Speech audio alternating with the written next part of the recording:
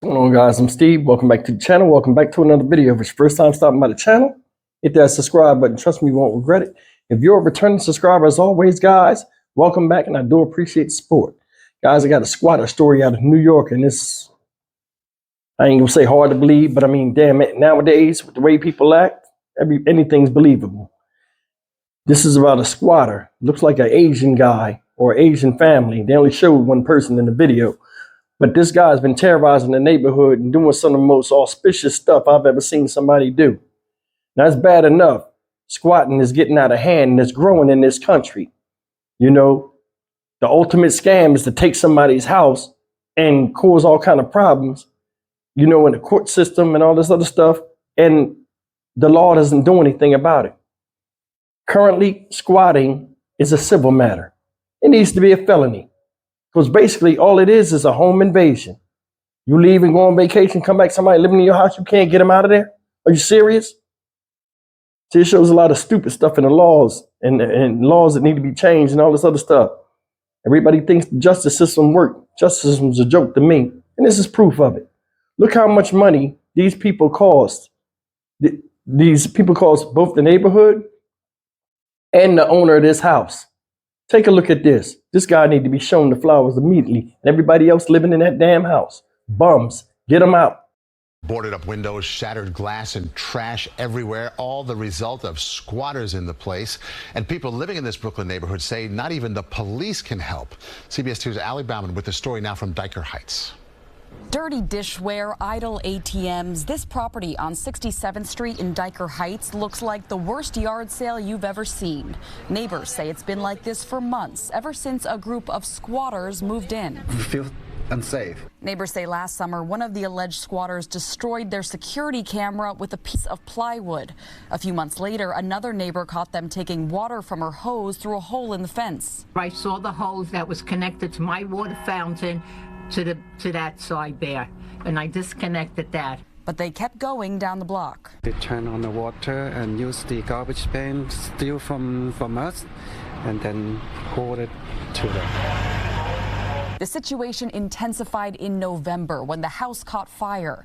Police arrested 46-year-old Cheng Chen for arson and criminal trespassing. But it was just the first of 3 fires at this house as recently as last month. The police came. They cannot do nothing, they said. I spoke to the property owner off camera, who told me he moved out of the house a couple years ago to renovate it with the hopes of one day moving back in. He says he's still paying $6,000 a month on the mortgage, and these fires have caused more than $900,000 worth of damages. I have an empty apartment upstairs. I don't know if they can come through the back and decide to want to squat around my apartment there too. Now that the house is boarded up, the owner says he doesn't know how often the squatters are here or when they'll come back. You have to prove you are there, live there for 30 days. The claim is theirs. How the police going to do? Since squatting is a civil matter and hard to criminally prosecute, there's no recorded data of how big of a problem this actually is. City Council member Susan Schwang is crafting a bill to change that. Try to get the city agency like NYPD to collect those type of data when people report and then do further analysis. Until then, she and many of the neighbors here are urging the state legislature to re-examine New York's rights for squatters. In Dyker Heights, Brooklyn, Ali Bauman, CBS 2 News. Guys, they're using a leaf blower outside doing landscaping, so I can't control what you hear in the background, but I got to get these videos out, so please bear with me. All right, we saw the video, bum-ass dude or people, whoever's in there, and this is a growing occurrence across the United States. How do you as a stranger have a right to someone else's home, knowing eventually they're going to get you out of there, but you just bide your time and then go to the next scam? Who lives like that? Seriously, it's a lot of people out here that are like vermin. They're like pack rats. You know, you get a mouse in your house and all of a sudden more come and then you got a nest. You got to try to get rid of them. Same thing with this. Like I said, it needs to be treated as a non-violent home invasion. I would name it that. I would stop calling it squatting. I call it a non-violent home invasion. And it would incur jail time and a whole bunch of fines. It's no way. I mean, hell, has any of you guys ever tried to buy a home? Do you know how aggravating it is? Just house shopping, going from house to house. HOA fees, it's hard. It's hard for most Americans right now with the housing market and the prices to get a home. And for somebody to just come and say, you know what, nobody lives in there, boop, let's bust the door in, home sweet home, put a welcome mat in front of the door and everything. Did you see how they trashed that place? The way your house look is a reflection of what you got going on up here. That right there was chaos and confusion. That guy lives in filth because he himself is a filthy person. How you gonna break through somebody else's gate, run a hose in their yard, and take their water, going up and down the street, just borrowing stuff from neighbors, and you ain't even supposed to be on the fucking house in the first place? Man, people got a hell of a nerve nowadays. Stuff like this, you know, a long time ago, I'm gonna show you the transition in just the way philosophy of how human beings think. 10, not even 10 years, what, 20, 30 years ago, this would be an embarrassing thing. Somebody would break in the house and they'd try to, you know, be quiet so they can stay in the house as long as they want. Nowadays, these people crack me up. They'll go to $1 million house in a nice neighborhood, be looking tore up. Don't even look like you belong in that house. Smoke weed outside, smoke weed in the back, throw parties and stuff like that. Not even knowing that don't even match the mindset of them people. And then when they come there and say something to you and get you found out, a lot of people are like, oh, it's racist. It's not. It's a mindset. Listen, I'm going to see if I can explain this to you. And I only learned this when I went into business for myself and I was around all types of people of different wealth levels. When you see certain neighborhoods, it's a commonality with the people. It might be in their characteristics, the way they think, or an objective they're trying to achieve mentally. That puts them in that neighborhood and around that type of person. It's almost like picking your friends with your neighbors. Things you want to avoid. You know, I did a video a while ago, and the guy told me just like this. He didn't like the video, which is fine. And he said, and I'll never forget this, I just want to share this with y'all. The black dude, he told me, I bet you live in a neighborhood with all white people. What does that mean? Is that a shaming? Am I supposed to be ashamed?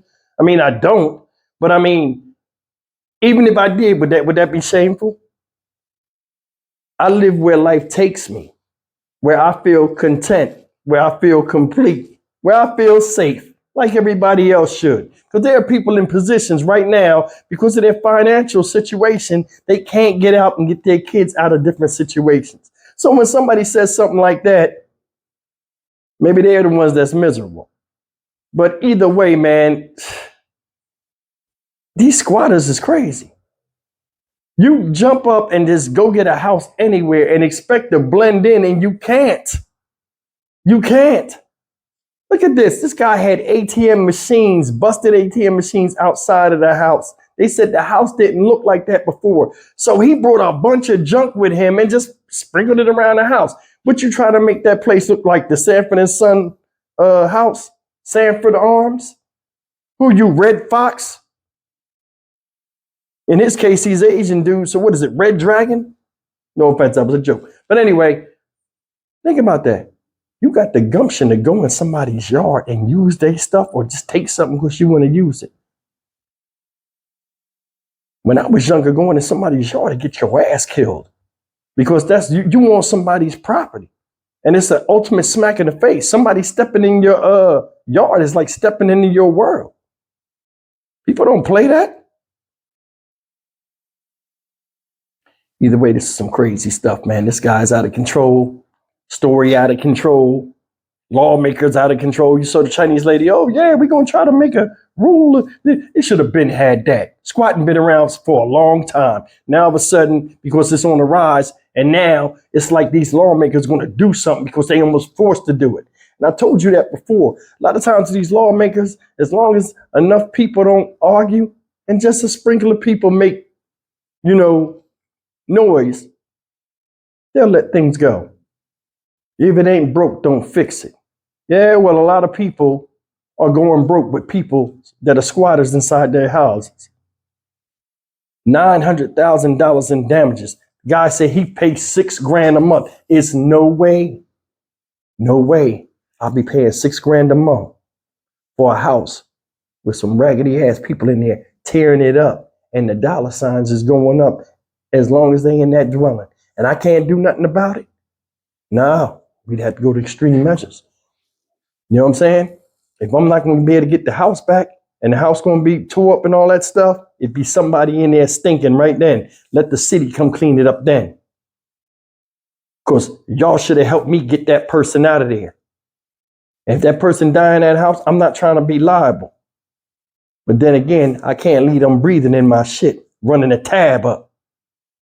I'm Stock Market Steve for the Dynamic Reason channel. As always, like, comment, share, and subscribe. Man, you guys be careful if you got property out there. I mean, you can't even lock it up nowadays because there's always people in the shadows lurking, waiting for you to drive off the block so they can pop the lock and go up in there and chill out. I'll see you in the next video. Take care.